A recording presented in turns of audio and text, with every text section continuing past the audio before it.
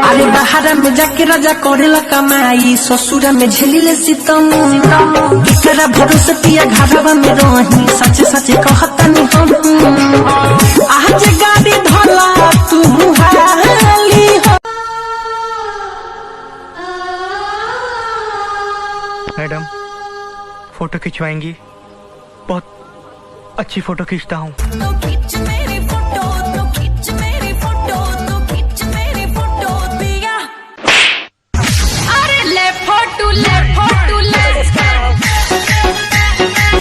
चल बेटा सेल्फी ले ले रे। जो से बताओ रे। जाता रे तो जोरे पूजवा छोड़ के, तुहरे चलते फेकनी मोबाइल फोड़ के। तू बताओ रे खा से। अबे कल रिंकी के पापा मिले थे। तो तूने कुछ बोला? मैं बोला इज्जत से रिंकी का हाथ मेरे हाथ में दे दो, वरना मैं भगा के भी ले जा सकता हूँ। फिर क्या हुआ? चट देनी मार देली खींच के तमाचा, ही हंस दिल रिंकिया के पापा ही। रे वो गाना सुनाओ तो। पारली जी खिया के मजा मार लीजिए, ओए होए पारली जी खिया के मजा मार लीजिए। ले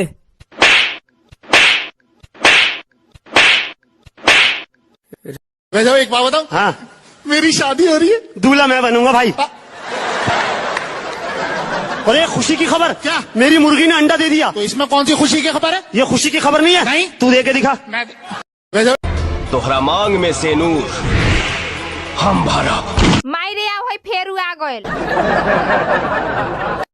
कौन है जो बार बार खड़ा होता है? साहेब का बेटा है, अंतकच में बच्चों में लेता है। बापू साहेब का बेटा है, अंतकच में बच्चों में लेता है। किट्टू उमर हिलोड मारे पानी लेखा छलक के, दोसर कुछ होना चाहिए दे हमें खलक के।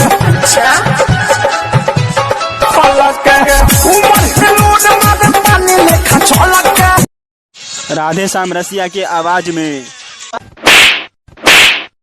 एक सेकंड। हमरा पटावल माल पर जे के हुता की, हमरा फसावल माल पर जे के हुता की, ओकरा से ही में पिलुआ पर जाई। कुमार सानू की आवाज में। मुर्गा मोबाइल बन के झोली में बोला जाते। भाग साला। अब छोटू छलिया की आवाज में।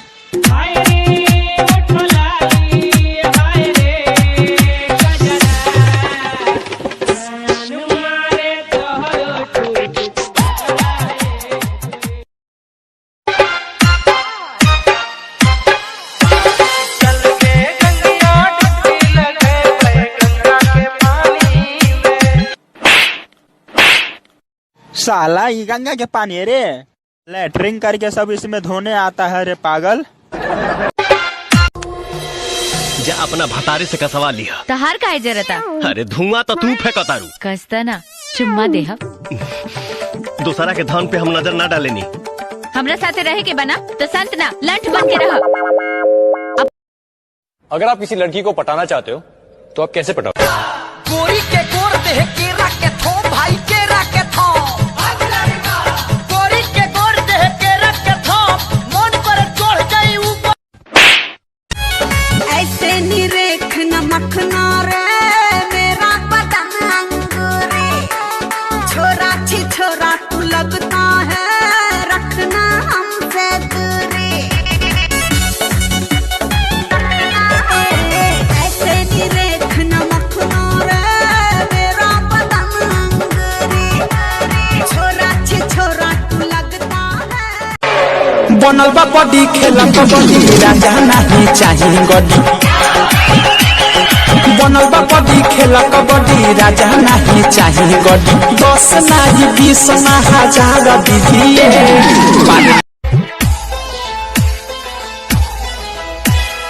ऐसे ही तू देखो तहरो का, ऐसे ही तू देखो तहरो का। साला तू हमरा खेत में आकर पूरा गहूम के धान देले, अब तू हमरे से पूछे छे कि ऐसे तू देखा तारा का।